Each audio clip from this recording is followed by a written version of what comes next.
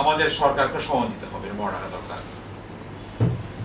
আমরা যে সুযোগটা পেয়েছি এটা মনে রাখা প্রয়োজন। যদি এই সুযোগের মাধ্যমে যদি আমরা দেশকে সঠিক পথে সঠিক জায়গায় উঠিয়ে না দিতে পারি, তাহলে যারা ক্ষমতায় আসবেন তারা উঠাবেন না, এটা আমরা বুঝতে পারবো। সুযোগ আমরা দুবার পেয়েছিলাম, একবার ৭৫ সালে আল্লাহ দিয়েছিল আমাদের সুযোগ, একবার ২৪ সালে, তখনও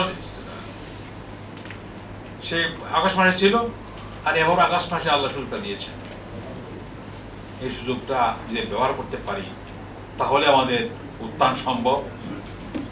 আর যদি আমরা ব্যবহার না করতে পারি তাহলে আল্লাহ আমাদেরকে আবার ওই একই জায়গায় নিয়ে যাবেন।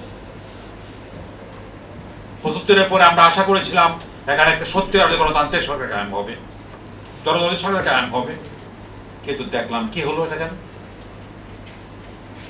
মশা আশা বিপরীত সরকার কায়েম হয়ে গেল। তারপরে এই সুযোগ কাজে লাগিয়ে সরকার ক্ষমতায় আসলো এবং ক্ষমতায় এসে তারা ১৬ বছর থাকলো, দেশকে ভারতের তাবেদার বানিয়ে যাওয়ার ব্যবস্থা করলো। জনতা জুলুম, তাদের জুলুমের কারণে এমন জায়গায় পৌঁছে গিয়েছিল যে মানুষ, আমার স্ত্রী এবার হজে গিয়েছেন, তিনি বললেন যে আমি একটাই দোয়া করেছি, আল্লাহ আমাদেরকে রক্ষা করো হাজার হাত থেকে। হাজার হাজার মানুষ দেশে বিদেশে হজে গিয়ে বাসায় বসে কান্নাকাটি করেছে, আর অনেকে রাস্তায় জীবন দিয়েছে, আল্লাহকে গৌরব করেছে। তাদের পাপ ষোলগায় পূর্ণ হয়েছে, জুলুম মাত্রা ছাড়িয়ে গিয়েছে। আল্লাহ জানবেন সুযোগ দেন, ছাড় দেন, কিন্তু ছেড়ে দেন না। সময় হয়ে যায় তো আল্লাহ ধরেছেন আল্লাহ, কারণ আল্লাহ ধরেছিল, নম্রতা ধরেছিল, আল্লাহ তাকে ধরেছে। যদি না আমরা বড় কোনো পাপ করি, অন্যায় করি, জুলুম করি, তাহলে আমরা সঠিক চলতে পারি যদি, তাহলে আমাদের সফলতা লাভ। এজন্য আমার পরিষ্কার কথা হচ্ছে, এই সরকার যে উদ্যোগ নিয়েছে সংস্কারের, আমরা সমর্থন করি। তারা সংস্কার করতে যদি পারেন, সব সংস্কারের প্রয়োজন নাই, মৌলিক সংস্কারের প্রয়োজন আছে। এই সংস্কার তা না করতে পারলে রাজনৈতিক পার্টিগুলো করবে না, এগুলো আমি সত্য করে বলতে পারি, করবে না। তার যত কথাই বলতে তারা করবে না। যদি তারা লাইন ধরিয়ে দিয়ে যান তাহলে বাকিরা করতে পারবে। এই জন্য আমাদেরকে সরকার সমর্থন করি, তবে সেটা যাতে আনলিমিটেড টাইম না হয়, সময়ের ভিতরে সমাপ্ত করা উচিত। সবচেয়ে বড় কথা হচ্ছে তারা যে আপাতত আইন শৃঙ্খলা পরিস্থিতি খারাপ, তারা এখন সমাধান করতে পারে না। আজকে ইউনূস সাহেবের ইয়ে আসতে আপনার দেখেছেন, তিনি স্বীকার করেছেন যে আমরা এগুলো পারছি না, এখনো সফলতে পারছি না।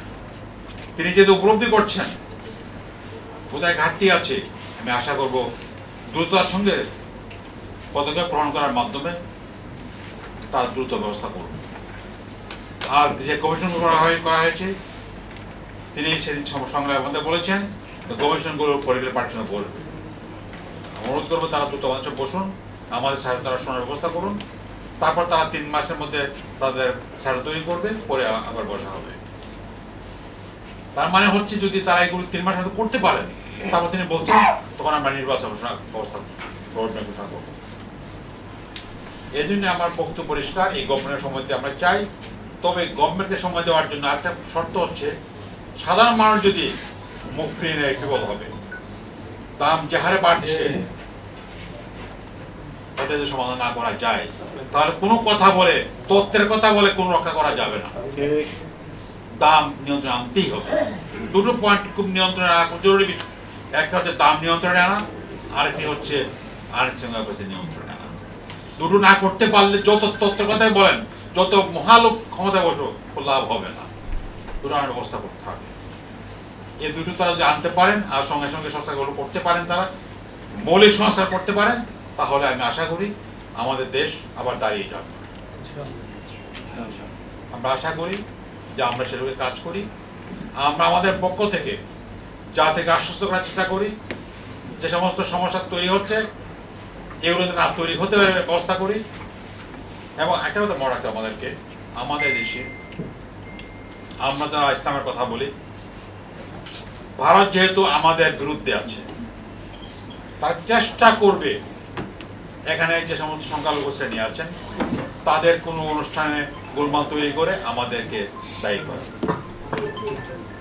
সামনে দুর্গাপূজা সামনে 8 তারিখ, আপনাদের হুঁশিয়ার থাকতে হবে যাতে ভারতের চক্রান্তের কারণে অথবা প্রতি সরকারের চক্রান্তের কারণে এখানে গোলমাল তৈরি না হয়, সমস্যা তৈরি না হয়। এটা আমাদের দায়িত্ব মনে রাখতে হবে। কোনো কথা এমন বলা যাবে না যেটা সমস্যা তৈরি করতে পারে।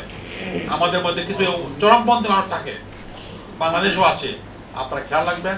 এই চরমপন্থী স্লোগান অত চরমপন্থী ফ্ল্যাগ ইতিমধ্যে সমস্যা তৈরি হয়েছে, আপনারা জানতে পেরেছেন যে এটাকে ভারতে দেখানো হয়েছে, বিভিন্ন জায়গায় প্রচার করা হয়েছে, আইএসএর লোকেরা এখানে বসে গেছে। এগুলো চক্রান্ত আমাদের বিরুদ্ধে। আইএসআই কনস্পিরেসি, আমরা বুঝতে হবে কথাগুলো। আইএস এর তত্ত্ব এগুলো হচ্ছে আমাদের বিরুদ্ধে, ইসলামের বিরুদ্ধে কনস্পিরেসি, জাতির বিরুদ্ধে কনস্পিরেসি।